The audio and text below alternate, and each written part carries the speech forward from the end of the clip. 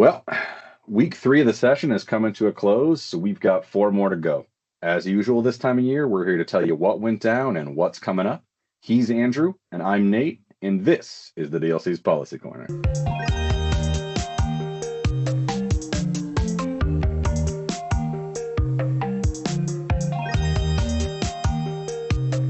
First up, as you can probably guess, is the budget.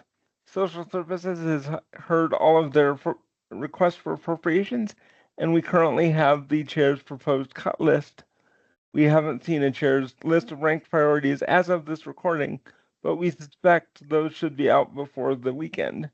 So keep an eye out for those on the Social Services site.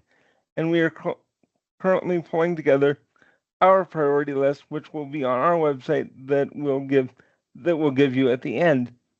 Got to keep you watching somehow. The big bill we spoke to this week was HB 300 from Representative Burton, which is one of the voting bills we mentioned earlier in the session. This is the one that would end vote by mail as it exists, requiring folks to go in person to drop off their ballot, or go in person and show their ID every 2 years to continue voting by mail. We have significant concerns that this bill would disenfranchise many voters with disabilities, and we shared those concerns with the committee. Unfortunately, they didn't listen to us, and it did get through the committee, but the sponsor did commit to making some changes to help improve and ensure access for those with disabilities. We'll have to see how that goes and keep an eye on it and keep you updated.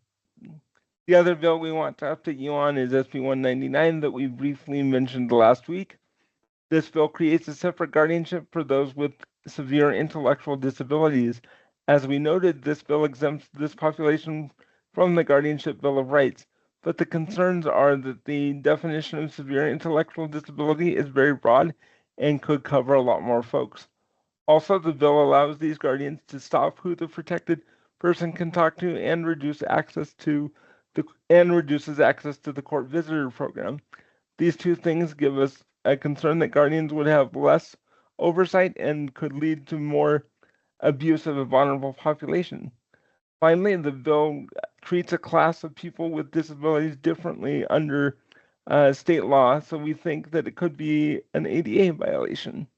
We also spoke to Representative Abbott's Inpatient Bill of Rights bill, which also got through committee. However, the interesting thing was that Representative Abbott combined a couple of bills around civil commitment that we weren't expecting exactly.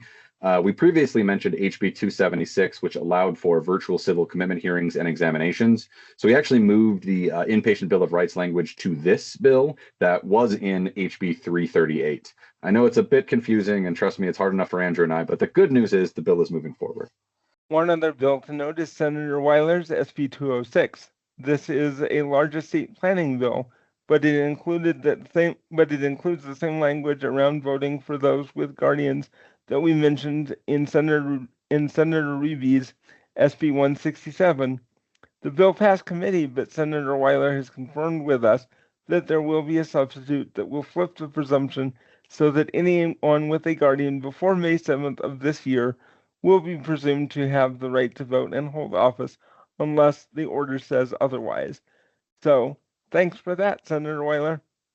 Another quick update is that Representative Lisenby's HB 312 that criminalized masks was in committee this week. The bill did pass committee, but the good news there is that she pulled out the mask criminalization language. So hopefully, at least, we don't have to worry about that one anymore.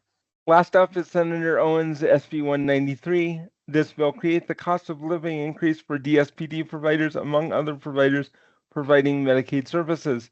The fiscal note on that could be the issue, but it is a good bill.